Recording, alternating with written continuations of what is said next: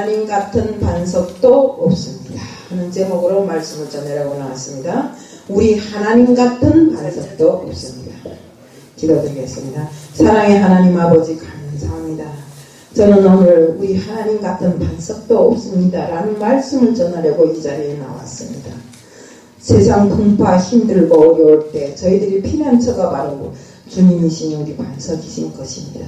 주님, 저희들을 정말 주님을 반석으로 하여서 그 안에 진리도 있고 생명도 있고 정말 나아갈 길을 그곳에서 찾을 수 있도록 하게 하여 주시옵소서. 우리의 반석은 바로 주님이십니다.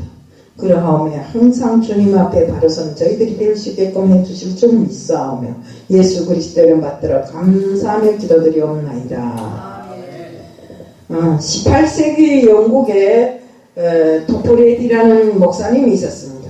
그 목사님은 그 토질이 좋지 못하고 기후가 고르지 못한 시골교회에서 목회를 하는데 사람들이 이렇게 다 분산되어 있으니까 제때 찾아오지 못한 사람들을 위해서 해마다 신방을 다닙니다. 근데 어느 날 그 신방 갔다 오는데 갑자기 대줄기 같은 비가 쏟아졌어요. 어찌할 바를 모르고 바위 밑에 훌뚝 뛰어들어갔어요. 그래 거기에 앉아서 보니까 참 그 바위가 안전하고 좋더래요. 이 반석이 정말 너무나 안전하고 좋구나. 근데 그 머리에 만세 반석 열리니 하는 이 노래가 막 가사가 줄줄이 떠오르는 겁니다. 그래서 그 자리에서 종이를 꺼내가지고 막 걱적거렸대요. 그래서 지금 탄생한 것이 바로 우리 찬송에 있는 만세 반석 열리니 내가 들어갑니다 하는 이 노래가 탄생했다고 합니다. 정말 모진 폭풍우 가운데서 아름다운 찬송이 만들어진 거죠. 주님은 진실로 우리의 만세 반석이시잖아요. 한 사람은 우리 오늘 내가 이제 선포한 말씀이 제가 이제 선포한 말씀이 한나에 대한 이 말씀이었어요. 사무엘상 보면. 근데 한나에 대한 이 기도를 놓고 한 말씀을 제가 전했는데 왜 만세 반석하고 한나에 대한 기도를 따로 전했을까? 바로 한나가 주님을, 우리 하나님을 반석처럼 생각하고 그 반석에 피할 곳을 찾고 하나님을 절실하게 부르짖었기 때문에 한나가 생각하고 원했던 걸 이뤘잖아요. 한나는 원래 한나 남편은 엘가나에게는 두 여자가 있었는데 한 명은 한나고 한 명은 분이나라는 이런 여자였어요. 그랬는데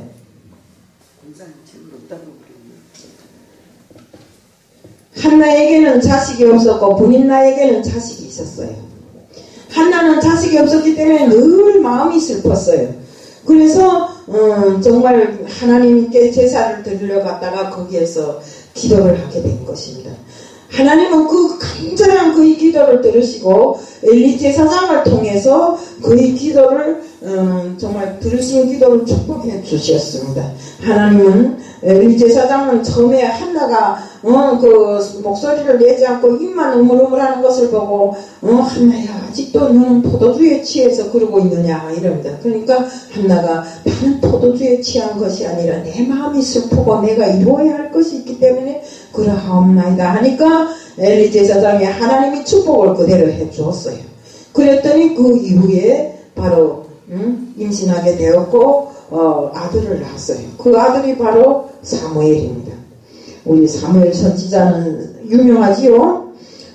한나는 아이를 젖댈 때까지 기른 후에 아이를 하나님께 드렸어요. 하나님께 드린 자식은 잘 되겠어요? 못 되겠어요? 네, 잘 되지요. 우리가 사무엘을 하나님께 드리기 위해서 실로에 갔다가 하나님께 경배하고 한나가 기도를 했어요. 사무엘상 2장 1절부터 10절은 한나의 기도입니다. 기도의 내용은 하나님에 대한 감사와 하나님을 향한 신앙 고백이었어요. 한나는 기도 중에 2장 6절 7절에 보면 한나가 하나님의 주권을 인정했어요. 이런 고백을 했습니다. 뭘 했습니까? 하나님은 죽이시기도 하고 살리시기도 하고 수월에 내리시기도 하고 거기에서 끌어올리시기도 하고 또 여호와께서는 인간을 가난하게도 하고 부하게도 하고 낮추시기도 하고 높이시기도 하고 이렇게 한다고 고백했어요. 이것은 한나의 진정한 마음이고 진실로 하나님을 경배하는 그 마음이었어요. 하나님을 인정한 거잖아요. 본문에 하나는 자기 기도에 응답하시는 하나님께 세 가지 고백을 했어요. 무슨 고백을 했는가? 이 여호와같이 세상에 이보다 더 큰 이가 없다고, 거룩하신 이가 없다고, 또 만물과 구별되시는 위대한 분이라는 것을 또 했고, 그 어떤 존재도 하나님과 비교할 수 없다는 것. 결국 하나님은 거룩하시고 만물과 구별되시는 분, 그 어떤 존재도 하나님과는 비교할 수 없다는 것. 그 하나님 제일주의로 한나가 인정을 했잖아요. 우리가 높고 위대하신 분은 여호와 하나님밖에 없고 자신이 의지할 분도 여호와 하나님밖에 없다고 고백을 했습니다. 왜요? 누구가 간절히 소망한다고 그를 임신할 수 있게끔 만들 수 있겠고 그에게 자식을 주겠습니까?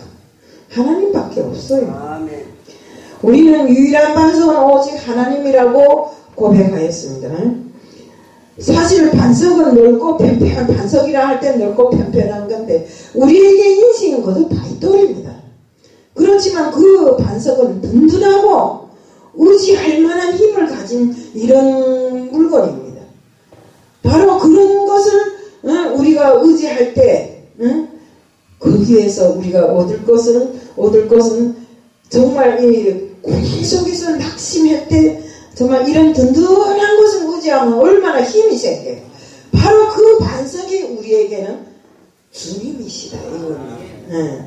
우리는 그래서 놓여있는 돌을 형상을 놓고 말하는 것이 아니라 우리 마음의 반석은 주님이십니다.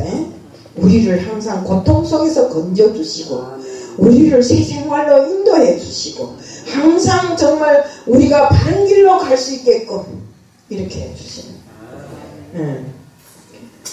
우리 사실 그 시편 18장 2절에 보면 여호와는 나의 반석이시요 나의 요새시요 라고 하였고 고린도전서 10장 4절에는 다 같이 신령한 음료를 마셨으니 이는 그들을 따르는 신령한 반석으로부터 마셨으며 그 반석은 곧 그리스도라고 기록되어 있는데 그래서 우리가 부르는 찬양 중에는 주는 나의 반석이시요 나의 요새시라는 이런 가사가 있습니다.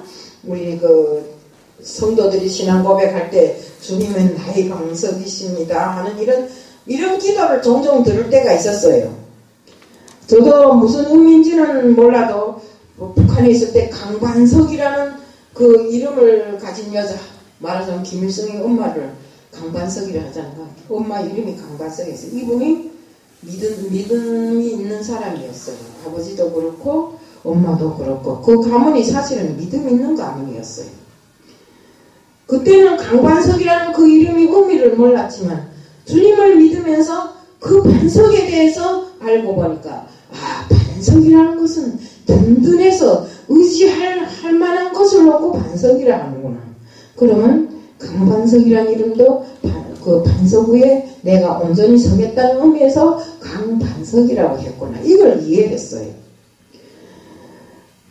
우리는 반석이신 주님은 나의 피난처십니다. 우선 주님은 크게 두 가지 면에서 우리의 피난처가 되십니다. 주는 환난으로부터 피난처이십니다. 잠언서 30장 24절에 보면 작지만 지혜로운 건 내 것을 말합니다.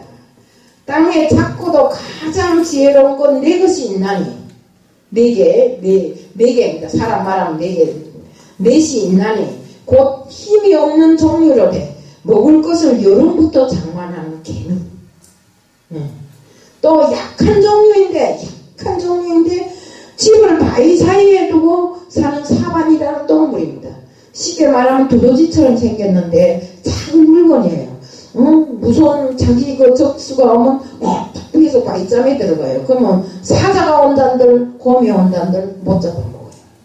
이런 물건이 있고 또 떼를 지어 날아다녀도 왕은 없어요. 그래서 막 무리지어 다니지만 왕이 없는 메뚜기 같은 거. 또 기어다니지만 왕궁에서 사는 도마뱀 같은 거.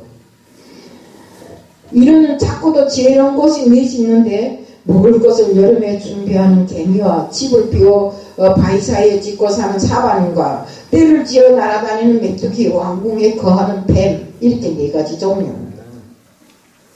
여기서 두 번째 나오는 것이 사반입니다. 사반은 바위 너구리라고도 불리는데 쬐끔해요.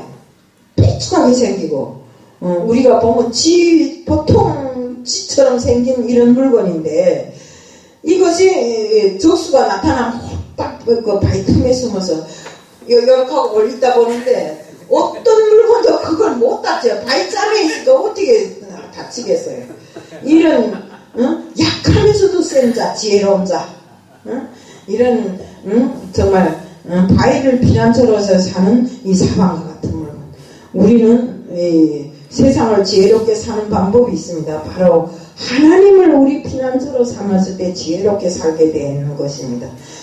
우리가 환난을 만났을 때, 문제를 만났을 때, 간단하게 어려운 적을 만났을 때 하나님을 피난처로 삼는 것은 너무나 지혜로운 사람인 것입니다. 저번에도 이야기했지만 우리가 히스기야를 놓고 보세요. 몸에 병이 들어 죽게 되었을 때 그는 하나님을 피난처로 삼았어요. 그래서 히스기야는 이사야 선지자에게 사형 선고를 받은 것 같은 말을 듣고는 낯을 이렇게 벽으로 향해 돌리고 계속 울면서 대상 통곡하면서 하나님 앞에 살려달라고 기도를 했어요. 하나님은 히스기야의 그 기도를 들으셨어요. 그의 눈물을 보았어요. 그리고 응답하셨어요. 열왕기하 20장 5절에 보면 너는 돌아가서 내 백성의 주권자 히스기야에게 이르기를 왕의 조상 다윗이 하나님 여호와의 말씀이 내가 내 기도를 들었고 내 눈물을 보았노라. 내가 나를 낫게 하리니 내가 3일 만에 여호와의 성전에 올라가겠고 사실 하나님은 히스기야의 기도를 듣고 이미 그를 15년이라는 생명을 연장해 주신 후였어요. 히스기야는 죽을 병으로부터 하나님을 피난처로 삼았기 때문에 구원을 얻게 된 것입니다. 15년이라는 이런 세월을 더 허락받았잖아요. 우리도 그렇습니다. 내일 당장 죽게 된 사람이라 할지라도 하나님 앞에 기도하면 그 생명을 연장받을 수도 있습니다. 근데 또 무슨 게 하나 조건이 있던가 하면 사명이 없이 띵뚱띵뚱 거저 돌아다니는 사람이 아니라 우리에게 바로 하나님으로부터 받은 사명이 강렬하게 있을 때 하나님은 꼭 그를 붙들고 일으켜 세워주시더라 이겁니다. 이게 제가 이전에 들은 소리인데 그 하나님을 피난처로 삼으신 사람을 도우신다는 이런 말을 들을 때 한번 제가 들은 소리입니다. 김사만 목사님네 교회 그 명성교회 한 그 지역장이 집에 들어갔는데 강도가 들어온 겁니다. 강도가 들어왔으니까 애하고 둘밖에 없는데 칼을 들고 들어왔으니까 얼마나 무서워요. 칼 앞에 안 무서운 사람 없잖아요. 이불을 뒤집어 쓰고 떨고 있다가 내가 하나님을 찾아야지 지금 왜 이러고 있노 하고 하나님을 찾았대요. 하나님 도와주세요. 불쌍히 여겨주세요. 하나님밖에 찾을 리가 없어서 이렇게 찾고 있습니다. 막 그랬대요. 근데 강도가 그 기도하는 사이에 온 집을 둘러봐도 돈이 없는 겁니다. 그러니까 칼 들고 이불을 쑥 들고 그 여자 팔을 쑥 끄다봐 당겨서 칼로 찌르려는 순간에 이 여자가 갑자기 담대한 마음이 생기면서 팍 일어나면서 그 칼을 확 잡아챘대요. 그러니까 강도는 지금 자기가 제일 센 줄 알고 칼 들고서 일단 힘없이 그 칼을 뺏겨버리는 겁니다. 그러니까 오히려 강도가 그 여자 앞에 무릎 꿇고 살려달라고 액을 복권하는 이런 현상. 우리는 하나님 앞에 기도하면 아무리 연약한 사람이라 할지라도 담대함이 그를 살릴 수 있다는 것은 우리는 알아야 됩니다. 더 이상 방도가 없을 때는 우리는 꿇어 엎드려 기도하세요. 하나님 살려주십시오. 나에게는 더 이상 방도가 없어서 하나님 앞에 이렇게 무릎 꿇어서 하오니 하나님이 도우지 않으면 더 이상 어디 갈 데도 없고 나는 거기서 죽어야 됩니다. 이렇게 말하면 하나님 들으시고 도와주십니다. 네. 정말 우리가 하나님을 피난처로 삼는 거는 중요한 일입니다. 어렵고 힘들 때 하나님을 생각 못하고 내 자아에 빠져가지고 나는 힘들다, 나는 어렵다 이러지 말고, 우리 이번에 김덕순 목사님이 7일 동안 금식하고 기도한 것도 하나님 앞에 간구하기 위해서, 내 마음의 모든 것을 하나님 앞에 아뢰기 위해서 그렇게 한 거잖아요. 내 마음의 모든 것을 다 비워버리고 정말 하나님만 이 마음에 담고 이렇게 한 거잖아요. 우리가 이렇게 할 때 하나님은 나의 모든 것을 다 미리 알고 계시는 분이기에, 알고 있지만 간구하지 않으면 들어주시는가 이겁니다. 때문에 알고 계시는 하나님 앞에 우리는 정말 간구해야 되고, 진실로 하나님이 나의 피난처라는 것을 인정했을 때 하나님은 도와주신다. 우리는 정말 주님은 우리를 심판으로부터 피난처가 되십니다. 첫 번째 우리가 하나님을 뭐라 했습니까? 환난으로부터 피난처가 되고, 두 번째는 심판으로부터 피난처라 했어요. 출애굽기 33장 22절 23절에 보면, 내 영광이 지나갈 때 내가 너를 반석 틈에 두고 내가 지나도록 내 손으로 너를 덮었다가 손을 거두리니 너는 내 등을 볼 것이요 얼굴은 보지 못하리라. 우리 하나님의 영광을 본 사람 모세밖에 없어요. 그 모세도 하나님이 바위틈에 숨기시고 그 손으로 덮었다가 지나간 다음에 열었기 때문에 죽지 않고 살아난 겁니다. 하나님의 얼굴을 직접 대하면 죽는다고 했어요. 그래서 아직까지 어떤 선지자도 어떤 대단한 분도 하나님을 직접 눈으로 본 사람이 없어요. 우리가 가시떨기 속에 나타나신 하나님이 뭘로 나타나셨습니까? 불로 나타났잖아요. 불로 나타나신 하나님이시기에 가시떨기 나무가 그 무성한 가시떨기 나무 하나도 안 탔잖아요. 그것처럼 우리는 출애굽기 33장에 보면 모세가 하나님의 영광을 보게 됐다고 했습니다. 하나님께서는 하나님의 영광을 보면 살 자가 없다고 했습니다. 왜냐하면 죄와 허물을 가진 인간은 지극히 거룩하신 하나님의 심판을 받기 때문입니다. 그러나 하나님은 모세에게 하나님의 영광을 보여주셨습니다. 모세가 하나님의 영광을 보고도 살 수 있었던 것은 반석 틈에 들어갔기 때문이라고 했습니다. 하나님의 영광이 지나갈 때 모세를 반석 틈에 두시고 하나님이 손으로 그를 덮으시고 지나가셨기 때문에 살 수 있었다고 했습니다. 우리가 여기에서 제가 지금까지도 반석 했는데, 반석이 되시는 이 피난처는 바로 우리 예수님이시라는 것을 똑똑히 보여줍니다. 장차 사람들은 하나님의 심판대 앞에 서야 되는데 그날을 피할 사람은 이 세상에 아무도 없어요. 하나님의 심판대를 누가 피하겠어요? 근데 솔직한 말로 믿는 사람들을 제치고 세상 사람들은 하나님의 심판대를 절대로 피하지 못합니다. 정말 그들은 하나님 앞에 섰을 때 그 심판이 영원한 지옥불에 떨어지는 심판을 받게 될 것입니다. 우리가 믿으라는 게 달래 믿으랍니까? 세상처럼 아무렇게나 살다 가도 된다면 뭐 힘들어 죽겠는데 왜 하나님을 믿겠다고 하겠어요? 하지만 우리는 영원한 생명을 위해서 영원히 죽지 않은 그 생명이 불에 그냥 던져져서 탄다면 얼마나 힘들겠어요. 차라리 죽었으면 그까짓 거 별 문제인데 죽지도 않고 살아서 지옥불에 떨어진다면 얼마나 힘들겠나 상상을 해보세요. 예수님 믿는 사람들은 예수님이 피난처이기 때문에 심판을 이기고 영원한 천국에 들어갈 수 있다는 것입니다. 우리는 그래서 로마서 3장 23절 24절에 보면 모든 사람이 죄를 범하였음에 하나님의 영광에 이르지 못하더니 그리스도 예수 안에 있는 성령으로 말미암아 하나님의 은혜를 값없이 의롭다 하심을 얻은 자가 되었느니라. 우리가 값을 주고 하나님의 영광을 샀나요? 재물을 주고 샀나요? 아니잖아요. 값없이 예수님께서 이 땅에 오셔서 우리 죄를 사하여 주시고 우리를 위해서 모든 것을 다 바치신 덕분으로 우리가 이렇게 값없이 하나님의 영광을 샀잖아요. 가졌잖아요. 그 말입니다. 하나님의 영광에 이르지 못한다는 말은 하나님 앞에 설 수 없다는 말이고, 또 좀 더 해석돼서 해석한다면 하나님 나라에 절대로 들어갈 수 없다는 소리입니다. 하지만 예수님을 믿는 사람들은 예수님 안에서 속량과 제사함을 받았기 때문에 하나님 앞에 의로운 존재가 되고 그 결과 죄의 심판을 통과하고 영원한 천국에 들어가게 되는 것입니다. 예수 그리스도는 심판으로부터 피난처가 됐습니다. 주는 나의 생명이십니다. 또한 이스라엘 백성들이 광야 생활 중에 물을 구하지 못해서 정말로 죽는다고 난리가 났던 적이 있습니다. 다 알고 계시잖아요. 정말 물도 못 먹고 이제 곧 죽게 됐구나 하면서 막 하소연을 하잖아요.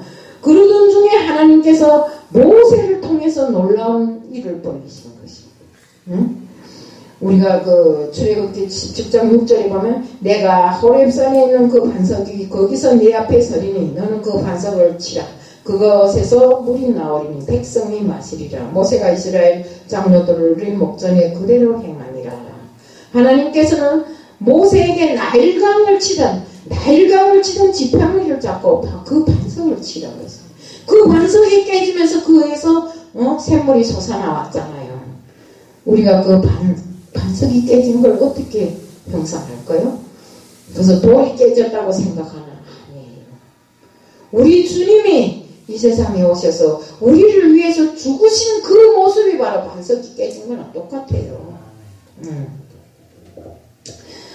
그 반석에서 나온 생수 때문에 이스라엘 백성은 죽음을 면했고 생명을 얻었습니다.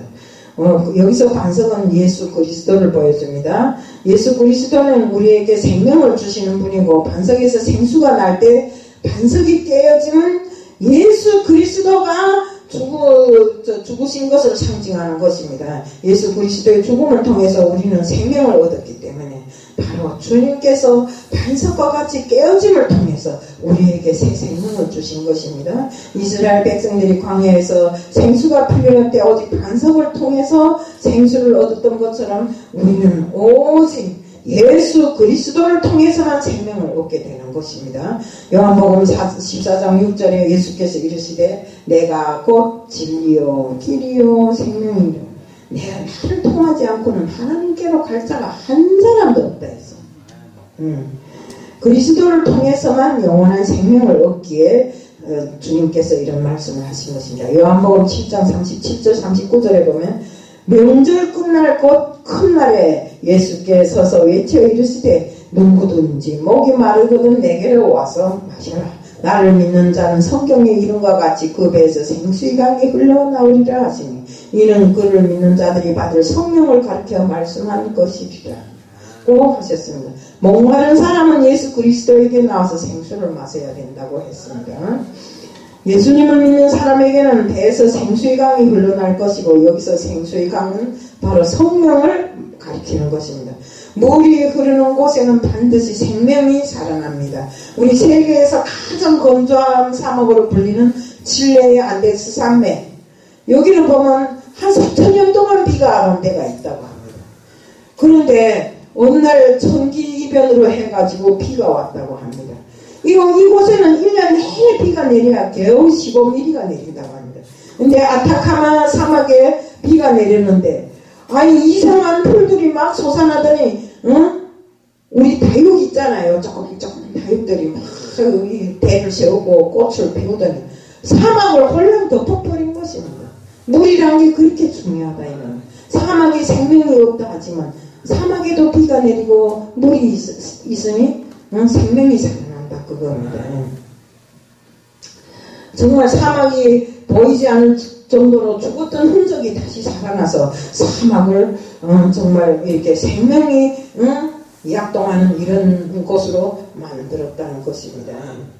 우리가 정말 예수를 믿으면 그 속에서 생수의 강이 흐르게 되고 그 강 때문에 생명의 역사가 일어나는 것처럼 그만큼 예수님이 예수님께서 우리에게 주시는 그 물은 정말 중하고 귀한 물이다 이겁니다. 주님은 또한 나의 기반이십니다. 식물은 보이는 부분보다 보이지 않은 부분이 더 중요하다고 합니다. 포아폴이라는 식물은 그 사막에서 자라는데 이렇게 5cm밖에 안 된다고 해요. 그런데 5cm밖에 안 되는 이 뿌리는 얼마가 600kg가 뿌리가 600kg나 내려가서 막 수분을 찾아다니면서 수분을 끌어올린다고. 그 5cm 그 풀을 위해서 뿌리가 그렇게 헤매고 돌아다니는데 땅 밑을. 응? 이렇게 결국에는 생존을 위해서 이렇게 힘을 쓰고 애쓰는데 정말 보잘것없는 식물이 생존력에 불의에 있는 것처럼 우리의 신앙도 우리 신앙의 불의에 있습니다. 뿌리가 든든한 신앙은 어떤 환경에서도 넘어지지 않고 쓰러지지 않아요. 하지만 뿌리가 든든치 못하면 넘어지고 쩍하면 나는 안 믿어. 무슨 하나님이 있다고 안 믿어 이래요. 옛날에 제가 무슨 소리를 들어봤는가 하면 저기 우리 김덕진 목사님도 알지만 소금, 빛과 소금이 교회인지 뭐 콩나물 교회인지 거기 가서 다니다가 안 다니니까 뭐라고 하는가 하면 선교사님은 뿌리가 없는 나무입니다. 그래서 제가 뭐라는가 하면 예, 저는 뿌리가 없는 나무 들고 다니는 나무인데 앞으로 뿌리를 내리겠습니다 했어요. 그래, 뿌리 내려서 오늘은 목사가 됐어요. 이렇게 신앙의 뿌리가 없으면 어디에 가도 온전한 생활을 못해요. 그래, 우리가 정말 교회가 기반이 든든해야 온부의 권세를 이길 수 있는 것처럼 성도 한 사람 한 사람이 뿌리, 신앙의 뿌리가 깊이 내릴 때 그 교회는 든든하게 된다 이겁니다.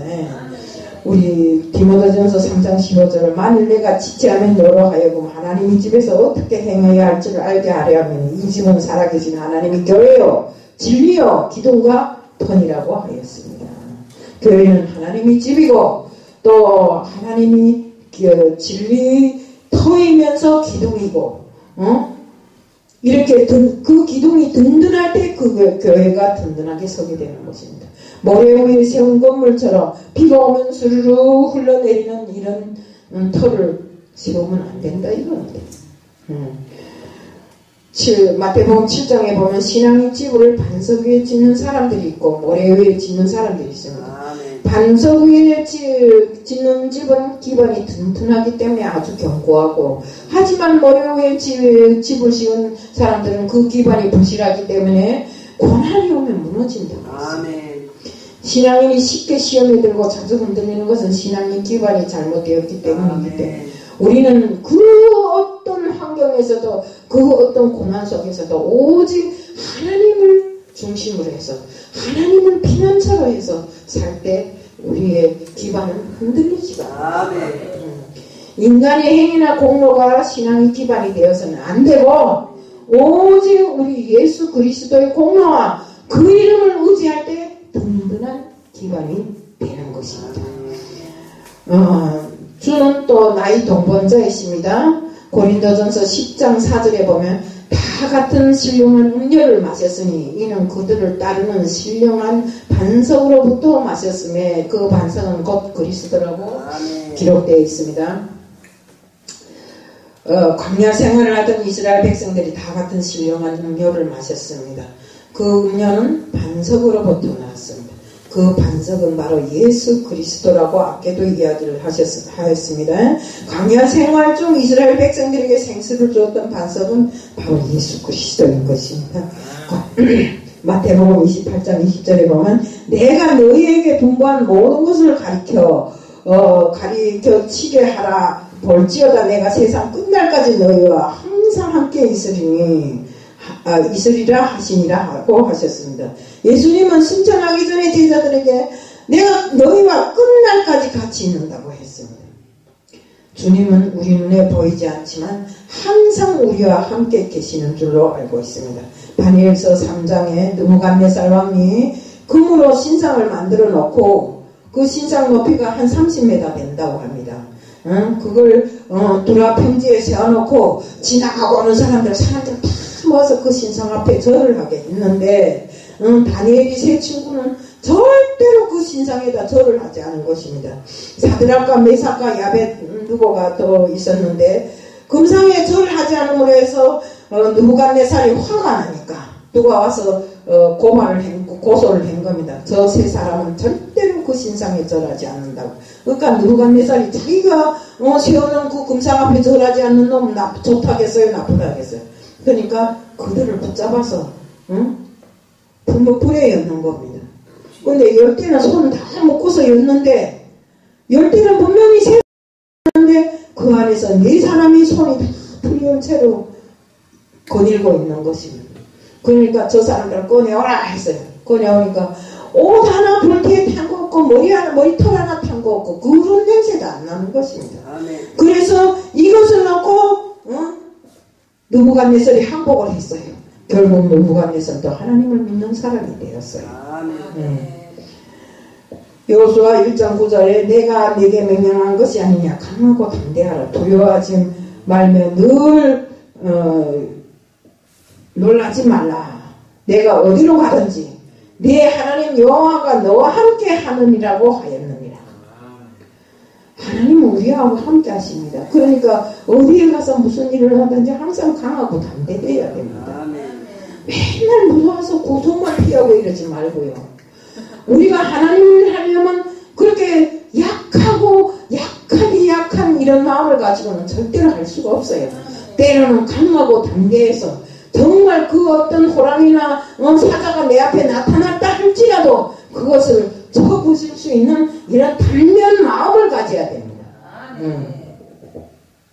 우리는 강하고 담대할 수 있는 이런 그 이유는 바로 우리가 어디를 가든지 하나님과 함께 하시기 때문이라는 이 믿음 때문입니다. 때문에 우리는 정말 항상 주님이 나와 함께 하신다. 이 믿음을 가지고 주님은 나의 반석이기에 내가 그 반석 밑에 들어가 있으면 그 누구도 나를 다치지 못한다.